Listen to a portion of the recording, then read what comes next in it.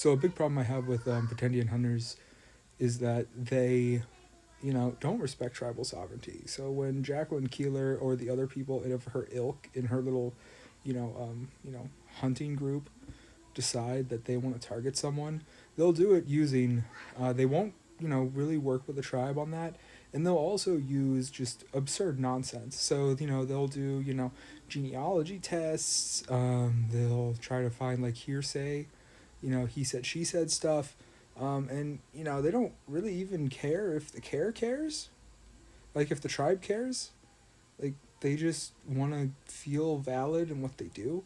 But the other thing is that they don't really do anything. Like, they're not successful. I mean, like, we have that author who, after making his entire career off of pretending to be native, he just says at the end of his life, "Oh yeah, I'm not native. Sorry, whoopsie." Or like the indigenous or that not indigenous person Buffy from Canada, the singer, and she's like, "Oh, whoops, I guess I'm not native."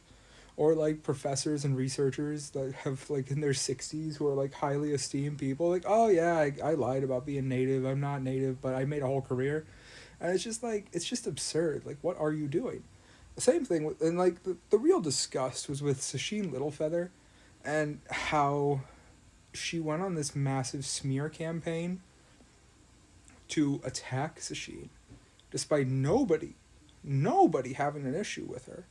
And, even going to the point of, bombarding, people at a funeral with this nonsense.